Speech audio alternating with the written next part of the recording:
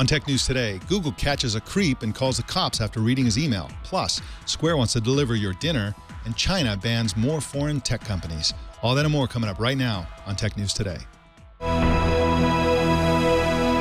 This is Twit. Bandwidth for Tech News Today is provided by CashFly at CACHEFLY.com.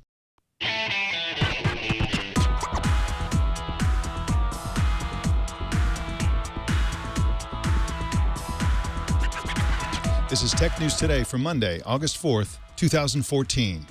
This episode is brought to you by ZipRecruiter. ZipRecruiter makes hiring faster, easier, and cheaper. Post your job to 50-plus job boards with one click. Try ZipRecruiter with a free 4-day trial now at ZipRecruiter.com/TNT. That's ZipRecruiter.com/TNT.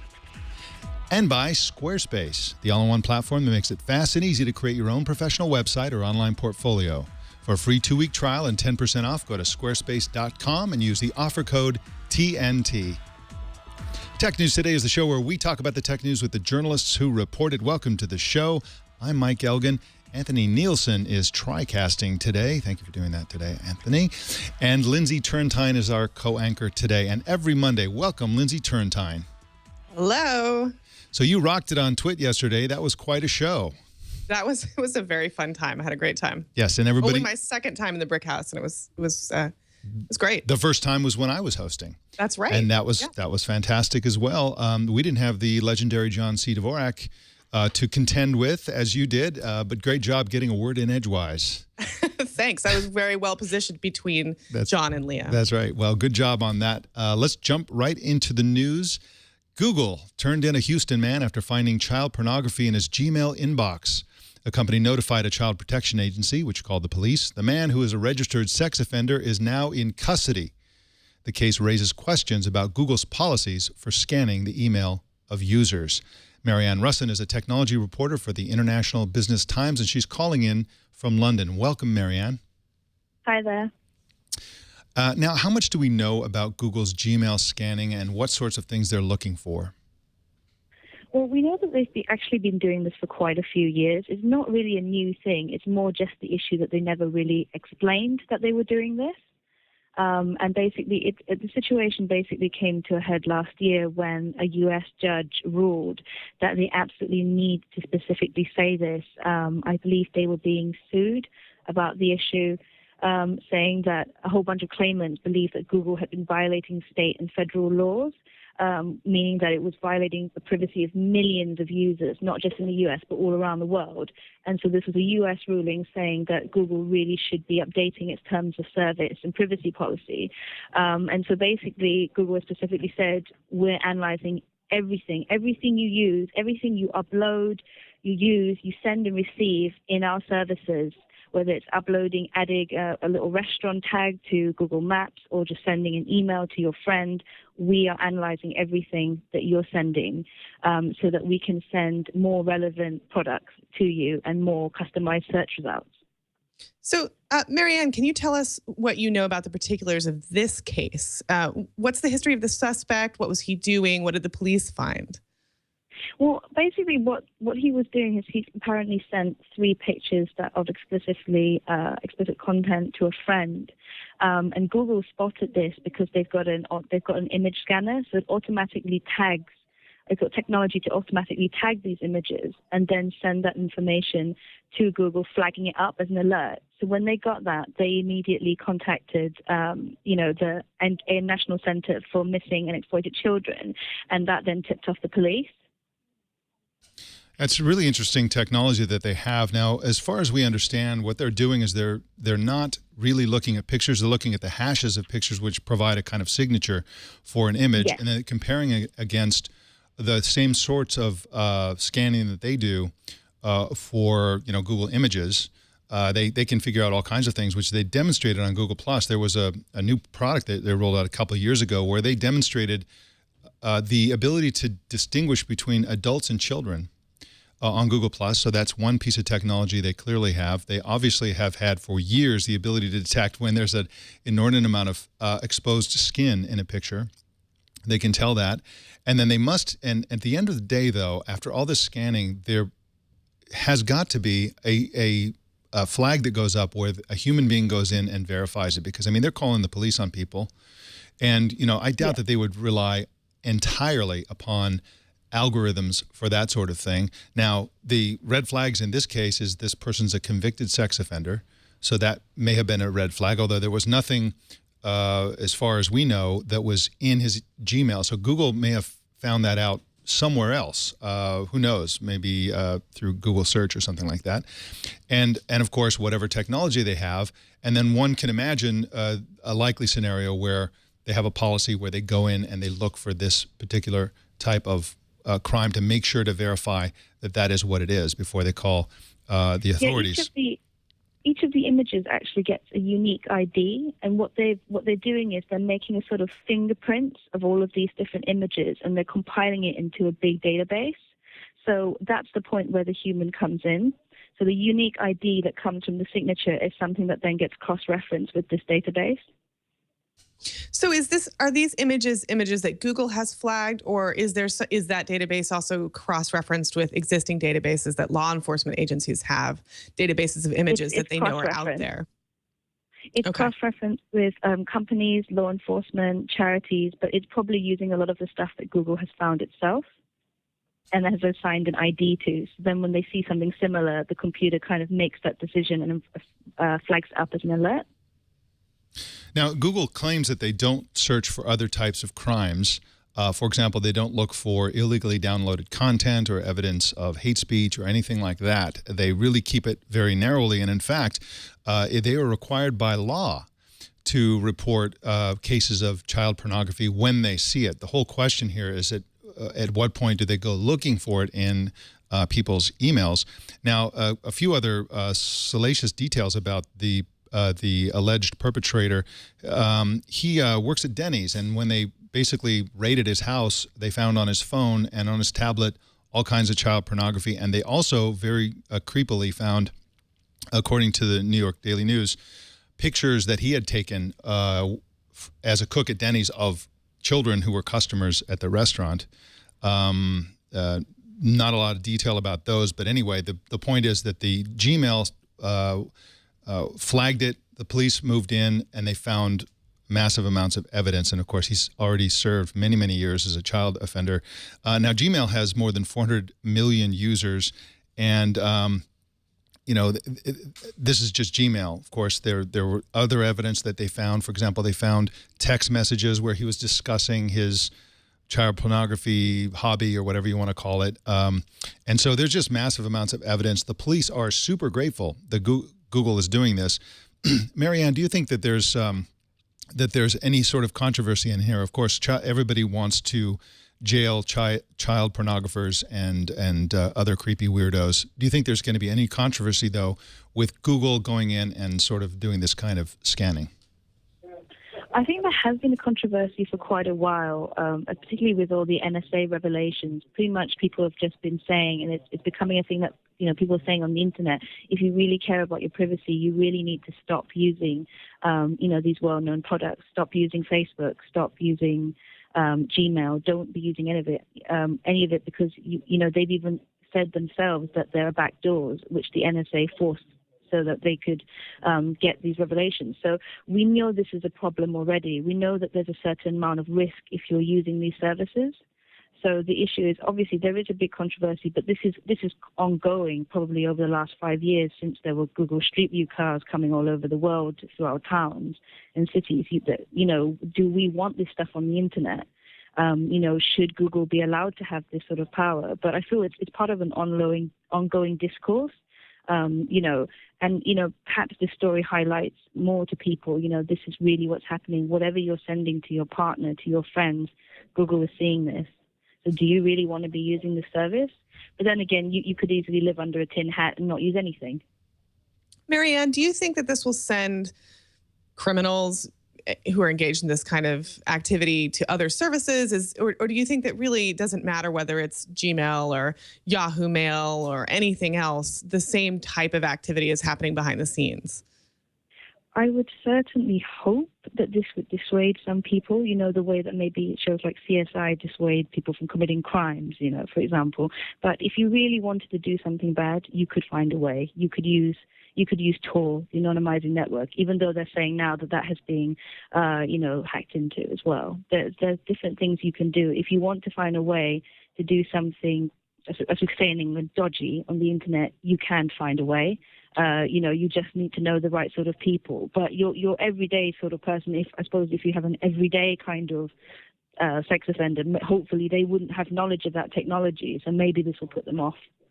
Well, my own personal view is that it's very likely that not only is Google not breaking the law here, they probably would be breaking the law if they didn't report it. I mean, clearly, they've got the identification of pornographic images. They are scanning Gmail for everything for purposes of spam control and also for to serve up advertising. And so they have in their possession the smoking gun of matching these images. And if they were to fail to report people when they found matches of these images, that would probably be literally against the law. So unless we have any other information, I'm going to suggest that this is probably, we give Google the benefit of the doubt here, that they're simply obeying the law and they're not just being, the volunteer sheriff here.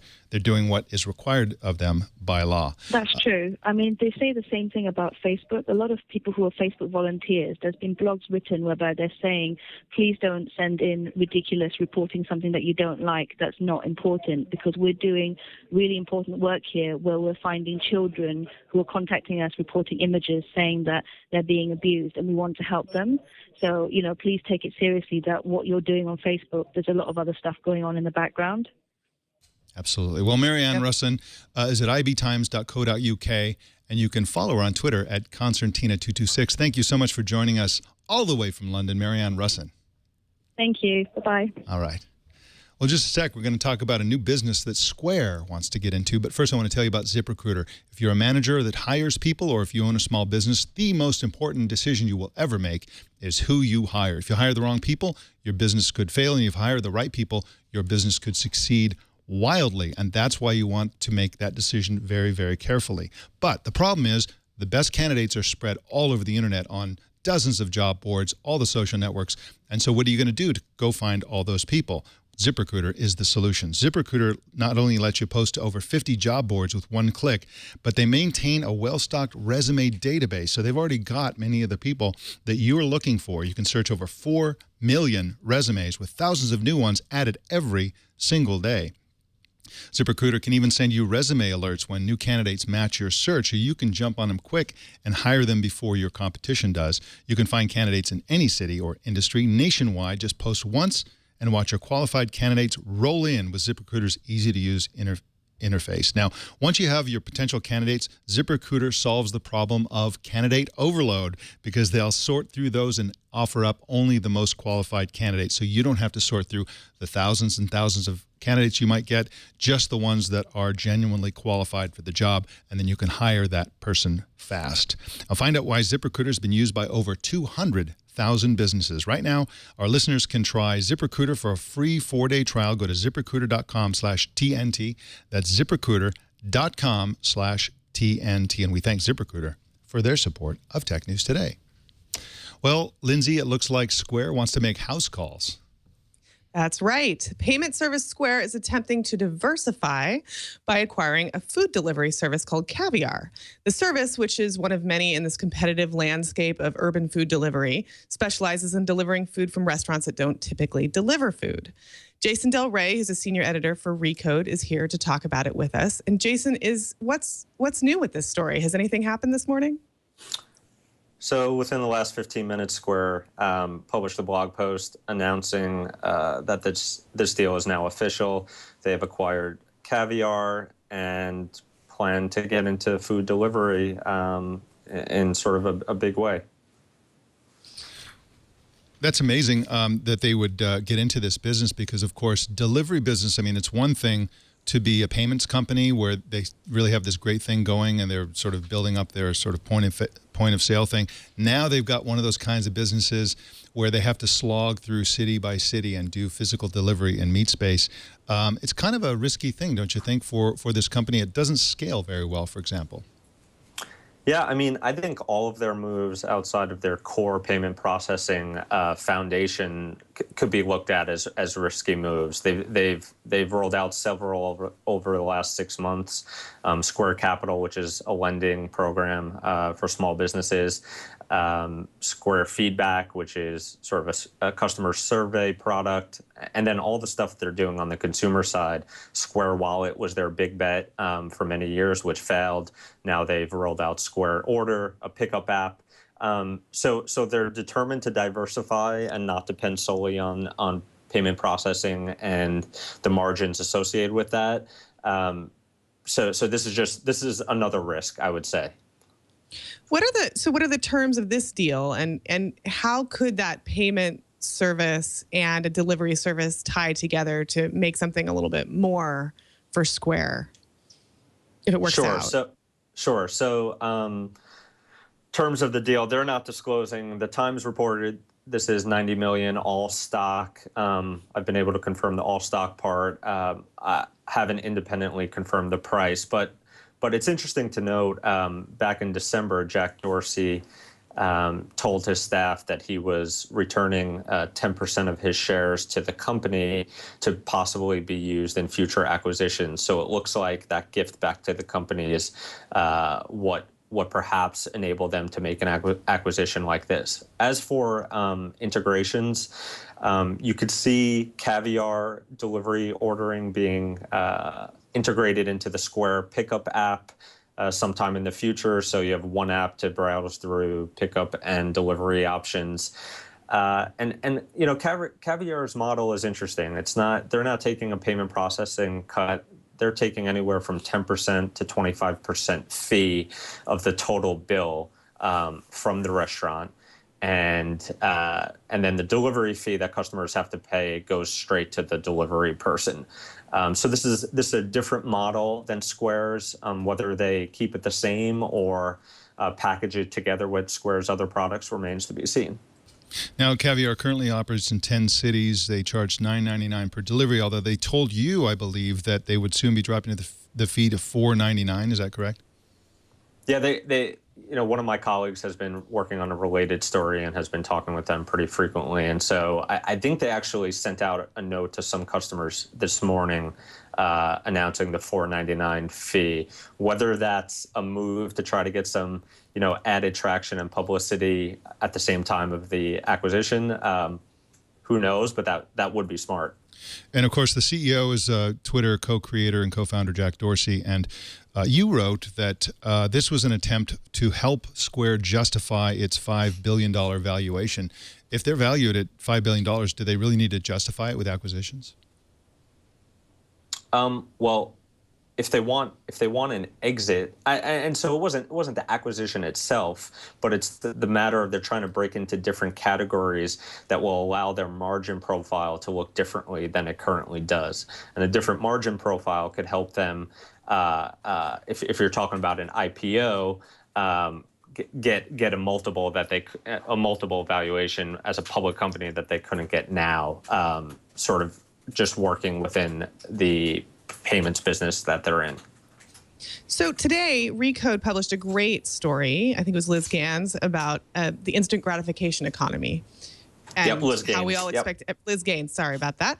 Do you think that economy is real and here to stay? Is that, we have grown to expect everything delivered so quickly, but we've seen these little, bubbly effects before where there are many competitors for a single type of service and they don't all last. What do you think? I think it has a much better chance to stick around this time than it did, before sort of the mobile revolution and what we saw back in the first .com bubble and bust. I think there'll be a huge shaking out over maybe the next year, 18 months, with plenty of companies going away. But I think a lot of these services are real, and I think they probably make better sense business model wise as part of larger organizations. But I think they have a better chance of sticking around. Is there a bubble? Are there too many? sure, I think that's probably a pretty safe bet, but I think we'll see a lot of these services remain. Jason Del Rey writes at recode.net, and you can follow him on Twitter at Del Rey. Thank you so much for joining us, Jason. Thanks for having me. All right. Well, Symatic and Kaspersky Lab have been banned from the list of brands that can be purchased by the Chinese government. The state-owned People's Daily newspaper reported that the government has approved 5 anti-malware companies, all of them Chinese-owned. Here we go, Lindsey Turrentine. The sort of steamrolling of foreign companies, foreign tech companies within China continues. The government's procurement agency has excluded Symatic and Kaspersky. Of course, in the past they've banned Windows 8 from being purchased by anyone in the government. And the reasons for that were totally bizarre. It's because Microsoft stopped supporting Windows XP, and they're afraid that, I guess, in 15 years in the future, they may stop supporting Windows 8, so that's banned. Where is this going to continue, Lindsey? Are they going to get to the point where only Chinese technology companies that are remotely related to communication, operating systems, or security are allowed to be purchased by the Chinese government? Well, I mean, that's sort of what it seems like right now. We know that Google and Microsoft and Apple, all of them have been under intense amounts of pressure in China. But I think there's a lot of attention called to a series of events. There is a lot of international business happening with China. So I think it looks very bad right now. I suspect China is doing a lot of posturing and positioning its companies to start to grow. So those Chinese security companies can get a little bit more exposure. I don't think that, for instance, Apple is going to get kicked out of China anytime soon. There's just too much business happening with that company. Yeah, and at some point there could be a backlash by governments, a united front against this sort of, feels like protectionism. They have other reasons for it. But just for you Chinese technology buffs, the approved companies, of course, you've all heard of Symatic and Kaspersky Lab is the name of the company, but the approved companies are called Qihu 360 Technology, Venus Tech, CA Jinchen, Beijing Zhengmin, and Rising. But those are some household names right there. But again, this is for procurement by the government only, and this is the kind of thing that U.S. government does as well when they are concerned about Chinese hacking or whatever. They will ban, they have direct control over what the government itself buys, and so that's essentially what's happening. It's not clear how much of an impact this will have nationwide or for the business generally. Of course, Symatic has been scrambling to sort of protect their public image by saying, oh, we still do lots of business in China. China is a very important market, et cetera. And so, again, this is more a clue at the Chinese government's view of how they deal with these international situations like U.S. accusations of hacking by the Chinese military and also the NSA Snowden revelations, which, again, China has been very active in opposing in one way or another. Well, Lindsey, it looks like one hotel may or may not be pretty inhospitable toward bad Yelp reviews. So this is kind of an interesting story. One New York hotel, apparently, or some reported, had dreamed up a sort of a novel and nasty way to keep negative reviews off of Yelp. Page 6 in New York reported that that this hotel called the Union Street Guest House in New York had posted a policy saying if anybody in your party, so if you have a wedding and you put a $500 policy deposit down for the wedding, if anybody in your party complains online on Yelp or any other service, we keep the deposit and you lose your $500. Now the hotel is saying that that was a joke. It said via Twitter that the policy regarding wedding fines was put on our site as a tongue-in-cheek response to a wedding many years ago and was meant to be taken down long ago and was certainly never enforced. But people on Yelp say otherwise, and there are a lot of one-star reviews, so it seems to be backfiring, even if it was a joke. It is backfiring horribly. The Yelp reviews are loaded with one-star comments slamming the hotel, not only for this policy, but also complaining that the hotel is a lousy hotel and that sort of thing. And, who knows whether people actually stayed in the hotel. They want to, they read about this and they want to go hammer away at the hotel. But this, whether they are being honest or not, demonstrates the incredible power of online reviews and crowdsourced recommendations online. It's a nasty business. Companies hire people to go and do fake reviews. I personally have been hit pretty hard by Airbnb My wife and I stayed in a Airbnb apartment in Athens. They lied about almost every aspect of the place. And then, so we wrote a negative review about it, and then they wrote a negative review about us, saying that we trashed the place and all this kind of stuff. So it's really, the whole area of hospitality and online reviews is a very sensitive one, because if you get bad reviews, you're in trouble, because that's what people increasingly use to decide where they're going to spend their money. And so we'll see if this really was a joke, and if it wasn't, this could be the end of this hotel, because their reviews are looking pretty horrible. Yeah, and even if it was a joke, I think at this point that it leaves a pretty bad taste in everyone's mouth. I mean, I know that small business owners get really frustrated because they feel like they don't have a lot of control over what happens out when somebody walks out the door, and one unreasonable customer can really ruin their business if they don't have a deep well of reviews on a service like Yelp. So I know I have a little sympathy for them, because I feel like they often end up in frustrating positions, but this is certainly not the way to deal with it. If they wanted to really get a good reputation, they could have done the opposite. If in fact this was a deliberate joke, they should have paid people for negative reviews and said, thank you, we appreciate your input, we're always trying to make our hotel better. They would have gotten a lot of coverage for that, and everybody would have said, wow, that is a fantastic hotel. But no. That's not what that's not what happened. No. It's the opposite of that. Well, in just a sec, we're going to find out about something that is being sold at auction on eBay, and you're not going to believe what it is. But first, I want to tell you about Squarespace, the best place in the world to build a website. I've been using it for many years. It's just a fantastic site. Squarespace has 25 beautiful templates for you to start with. So you pick a template. Every single one of these just fantastically well designed. And then you can go in there and customize it to your heart's content, add your own pages, change the typography, change whatever you like. Just don't veer too far away from the beautiful designs, because they have super great designers. You can if you want. And if you're a developer, of course, you can really get in there and customize. If you have a small business, or for any reason you need a logo, Squarespace has a logo creator tool. You don't have to be a designer to use it. In fact, with zero design experience or knowledge or ability at all, you can build a really cool logo, and you can check out a video about that product at blog.squarespace.com. Totally unique. This is a really great feature. And Squarespace, in general, overall, is super easy to use. But if you ever need tech support, they have email and chat support 24 hours a day, 7 days a week. Now, one of the great things about Squarespace, and this is a relatively recent feature, is that they now have e-commerce on all subscription plan levels. You can sell things online. You can put up your own online store to sell whatever it is you're making or whatever it is you like to sell. You can raise money for your nonprofit, your school fund drive, wedding registry, you name it. If you need to raise money on the internet, they make it really easy. If you try to do this on your own, it's super difficult to do, and you really want to take advantage of Squarespace's online e-commerce features.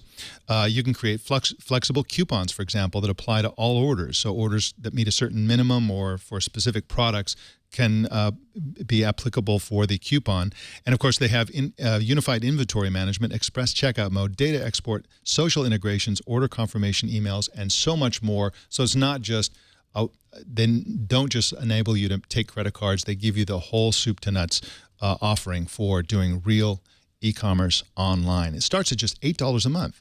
And that includes a free domain name if you sign up for a year. And of course, Squarespace takes care of all the hosting, so you don't have to. So don't wait. Start your free 2-week trial now with no credit card required, and start building your website today. When you decide to sign up for Squarespace, make sure you use the offer code TNT. That'll get you 10% off, and we thank Squarespace for their support of Tech News Today. Well, a screenshot of a 4chan post that was sold on eBay for $90,900. $90,900. That's for a screenshot. The screenshot was entitled Artwork by Anonymous, and it shows a bad picture of the following comment, and I quote, "Art used to be something to cherish. Now literally anything could be art.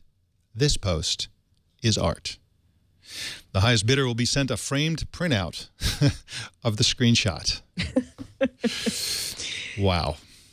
This is great. I went onto the eBay site. I was kind of poking around. The seller is in Brooklyn. That does not surprise me.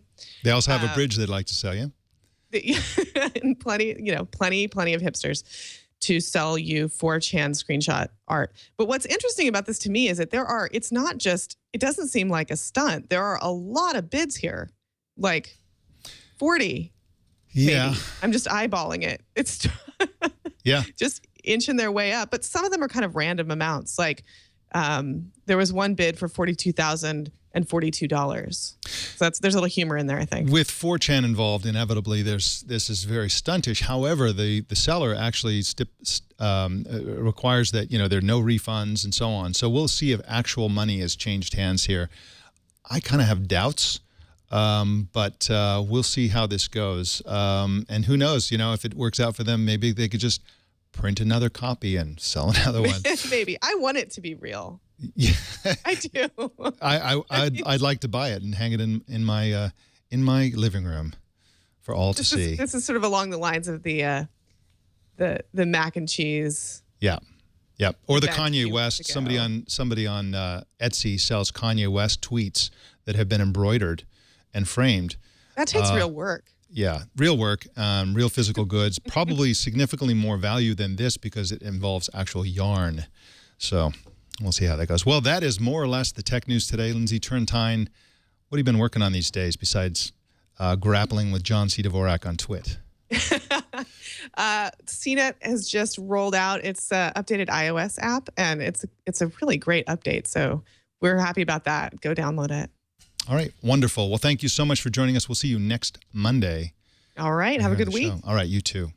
Well, subscribe to Tech News Today, and we want you to subscribe, and you want to subscribe too because it's awesome. It comes right to you on Stitcher, iTunes, YouTube, Feedly, Yahoo, RSS, so many options, and you can choose your favorite way to subscribe at twit.tv/TNT. Please follow us on Twitter. Our Twitter name is Tech News Today TV. And you can join our Google Plus community and also circle our page. Just search Google Plus for Tech News Today, and please send us your thoughts and opinions. Send email to tnt@twit.tv or leave voicemail at 260-TNT-SHOW.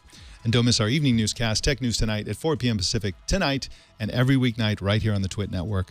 My name's Mike Elgan. Thank you for tuning in. We'll see you tomorrow.